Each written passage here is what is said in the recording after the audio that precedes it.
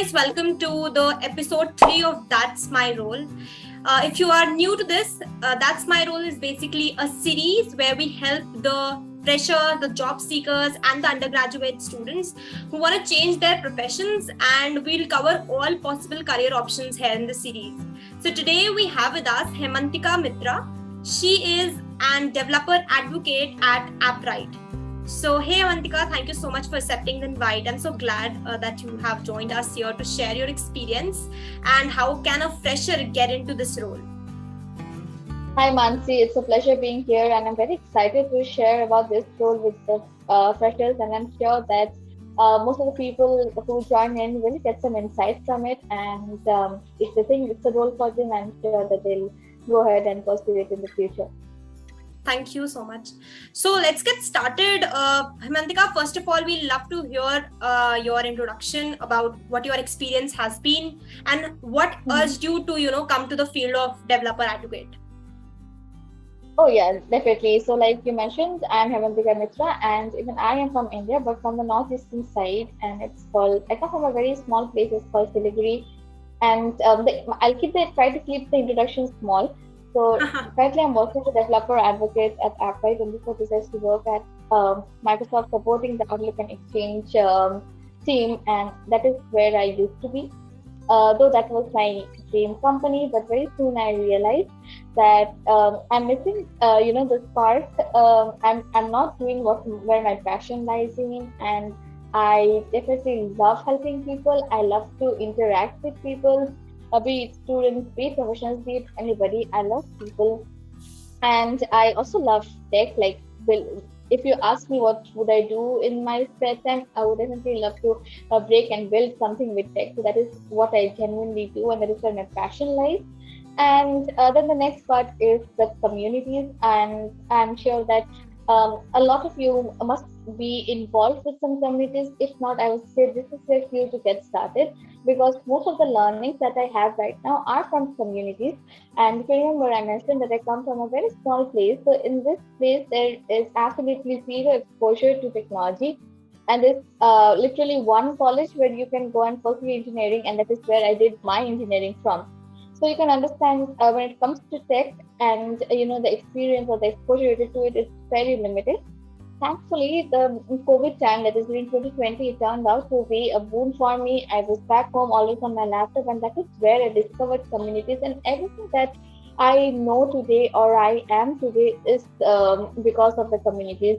Be it technical skills, be it soft skills, be it being empathetic towards people. Like as the overall development is what I got to communities, and that is how I discovered that is where my passion lies. And even before that, I used to teach in NGOs, and I loved doing that. And as we move forward in the chat, we'll get to know what developer advocacy is, and you'll see that everything that I just spoke about is what my role is.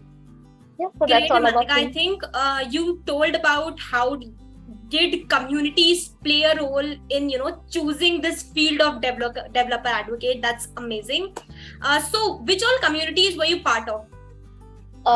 Starting with it, I was part of Microsoft Learn Student Ambassadors. That is what it is termed as now. But when I joined, it was known as Microsoft Student Partners. That was the first community that I ever got in.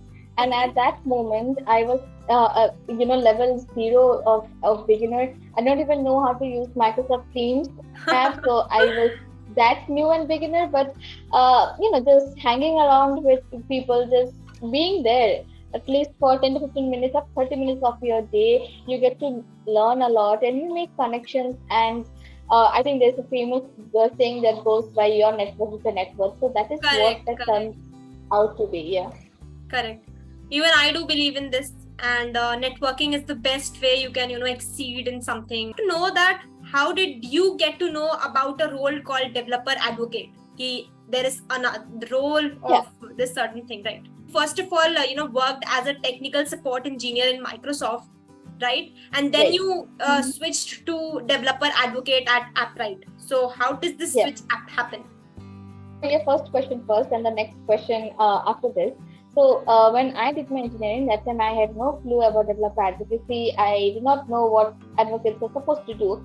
But like I mentioned, my first community experience was with Microsoft Learn Student Ambassadors, and there as student ambassadors, there are a lot of people to help you, and these people were the developer advocates. They are called as cloud advocates in Microsoft, but they are just developer advocates. Okay, and that is when I saw that these people are very knowledgeable. They're always there to help you, and they were the people.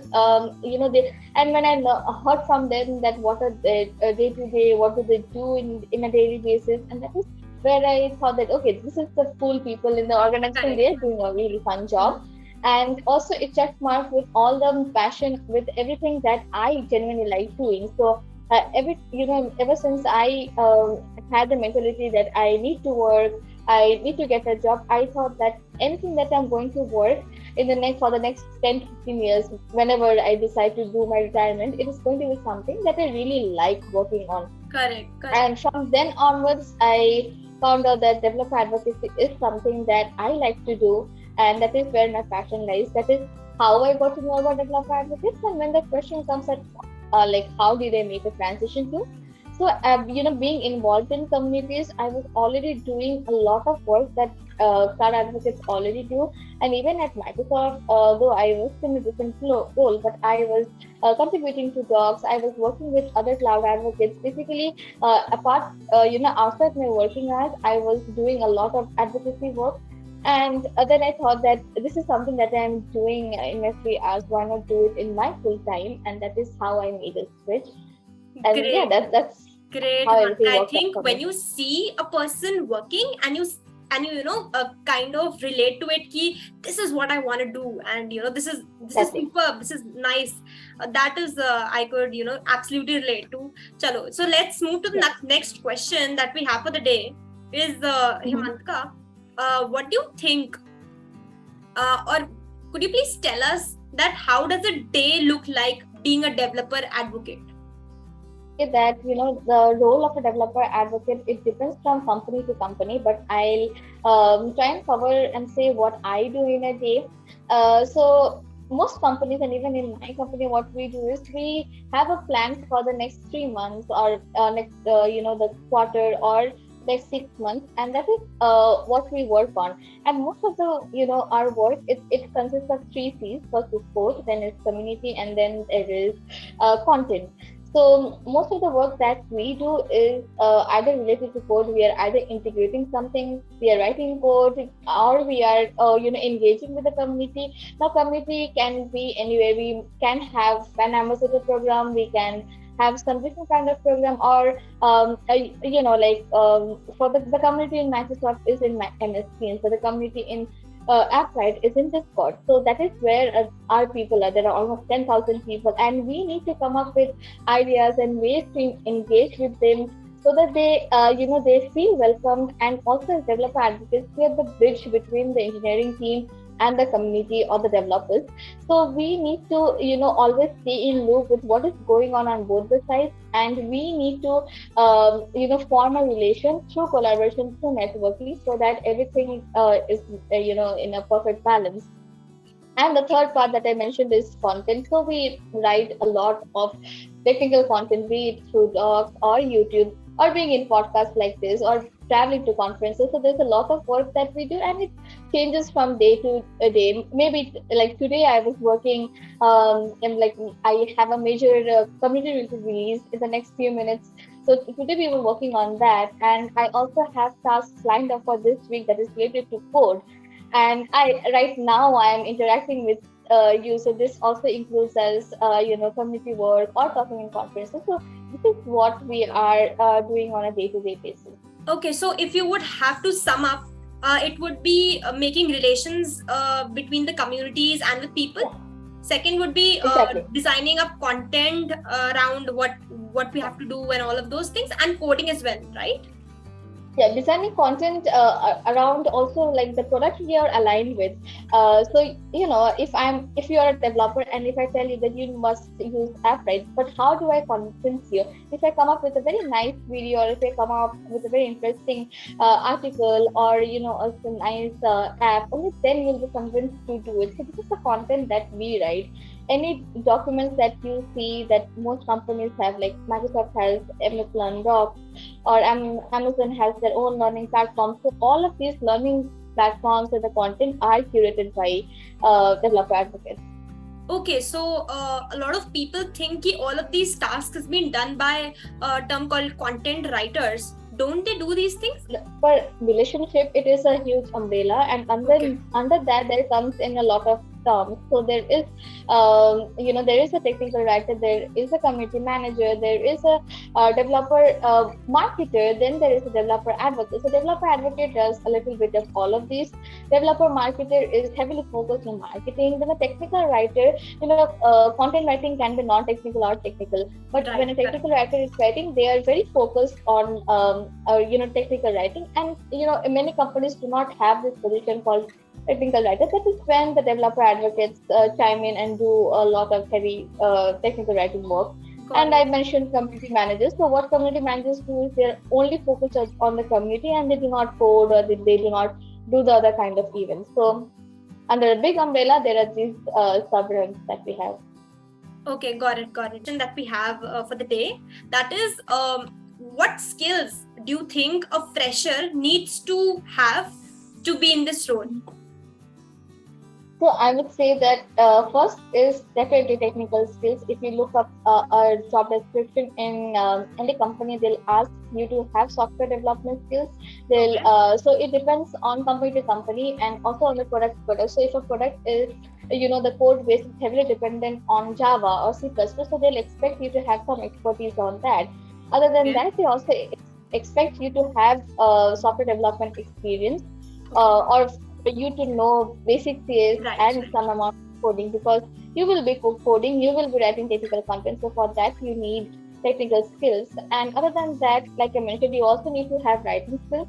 But like I mentioned, that writing skills, it improves as we go on. Your first article will not be perfect. As you go on to your 10th Right. article or 15th article, that is how you keep improving.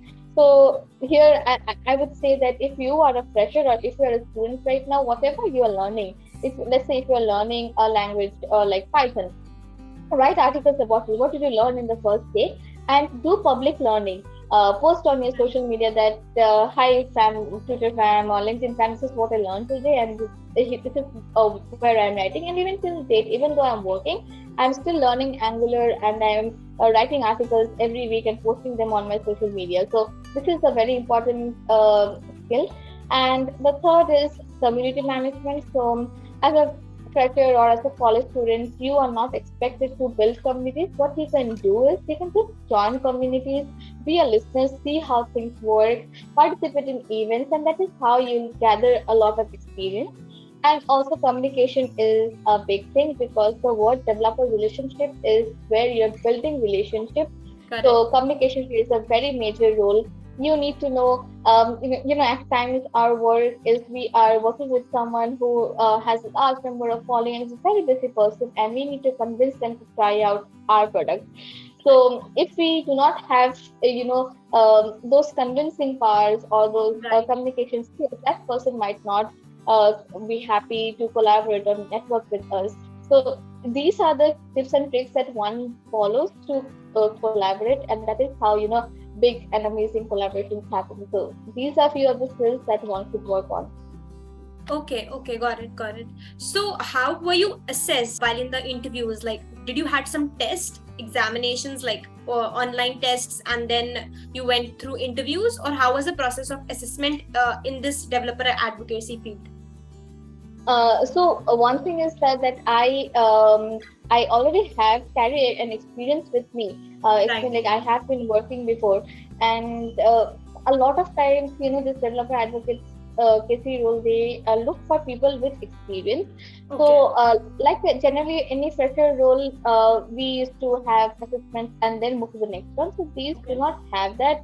The first round is resume selection, and if you make to that, the second round will basically be, a culture fit. They'll have a normal chat with you. They'll see if you are a fit to their culture, or if, and they'll also brief you about the company, of the job profile, and what you're expected to do. And in the next round, what they'll say is it depends from company to company. They might give you a small task. Let's say they'll ask you that, hey, integrate our product with another XYZ product, and then come back to us and show us a presentation. So there they'll also assess your presentation skills because we present a lot. Okay. And it will be 15 minutes or 20 minutes of talk, and then I need to show them a demo of an integration. I need to basically you need to pitch your product as well. So that is how they assess you. And then there will be a technical round as well. Like I had to go through a technical round where I had to fill a self-assessment form on the different skills, and the next day I was asked,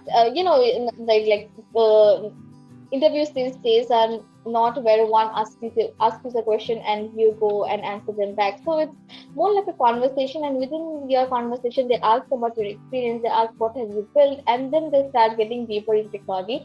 So these are the roles, and I think if you check mark with all these steps, then the last one is a call with the director of your company or the CEO. Depends if the company is a small one or a large one, and then finally you get the role.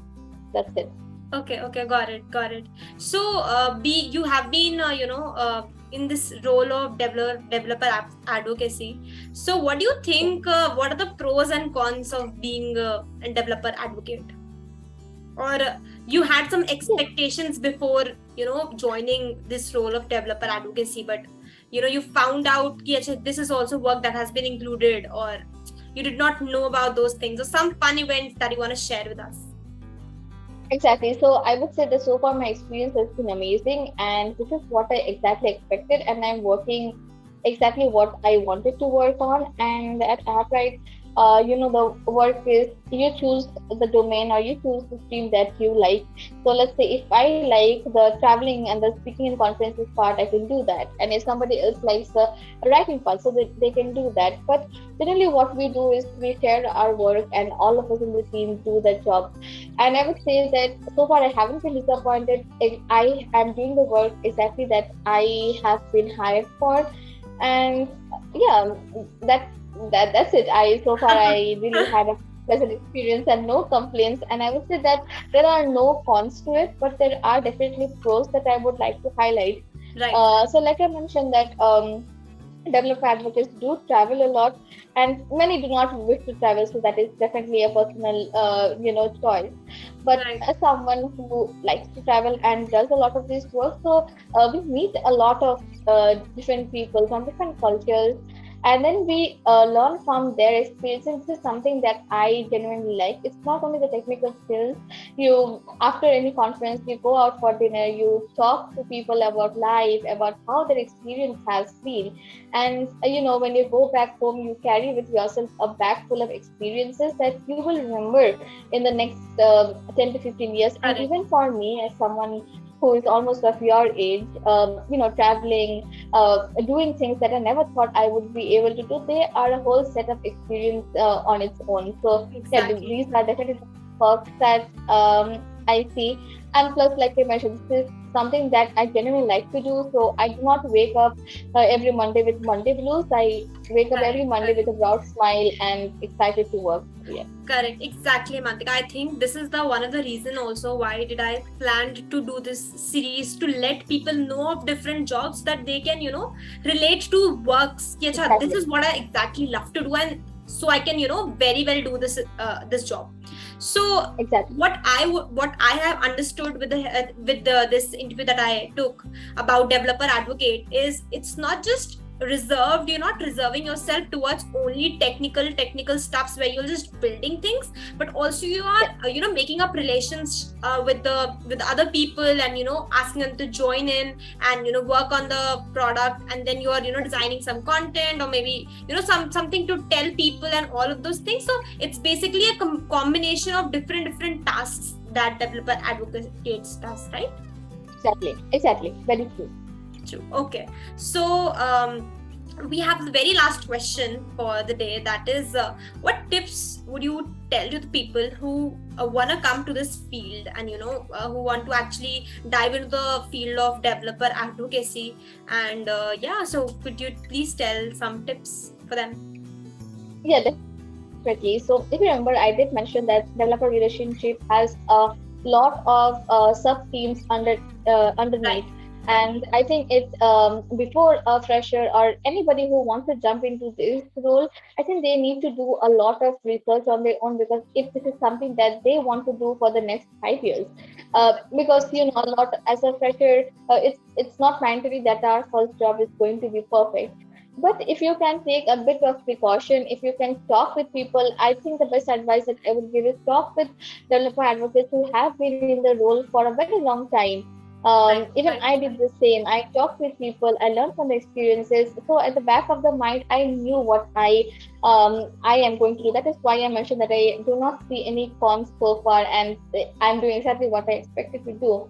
right. And also, I would say that I see a lot of college students who are just engaging their time on communities, and they are not upskilling themselves. I would say that you need to learn how to balance both. You need to give equal importance to your skills and plus community. So when I was a student and when I started getting involved in communities, I used to spend only 1 hour of my day, or so I initially started with 30 minutes of my day with communities, and then later and I spend the rest of my days upskilling. So I would say your technical skills are very important, and at this point, especially after the or during the pandemic, this is still going on, your skills are your assets, and that is Correct. what makes you irreplaceable.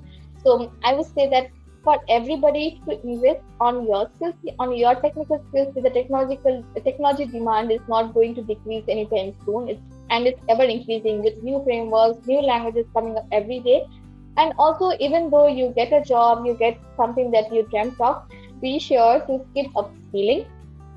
And my last tip would be like, if you're applying to a new company, because I have heard many people complain the same, that they expected to do something, but they are doing some other work. Like I mentioned, that there is another part that is called where people are doing the marketing side, and many developers and many technical people wouldn't want to do that because that is something that is not their forte. So I would advise that if you're doing an internship as a developer advocate, read the job description first and know what you're expected to do. And that is how when you go to full time, your experiences count. So Right. just don't jump into an internship because it has the title. Jump into an internship because of the work, and that is how it will pay forward for your full time role. Thank you so much, Avantika. I think a lot of people would have learned a lot from this, because I think people don't know exactly what this developer advocacy means. They just think that, they have to just code, or maybe something different like code, and then, communicate that with the team. That's not it. Yes, I think a lot of skills me needed, and the best thing that you've told us here is building up communities and learning from them. That is one thing that you exactly. told that you did as well. So you've been a Yes, proven example for us as well. And now you said to upskill yourself with a lot of skills. It's not just skills are your exactly. assets eventually, right? If you have skills, you can do a lot of things, even if people are hiring people for their skills as well, right? So thank you Exactly. so much. Thank you for joining us in this episode.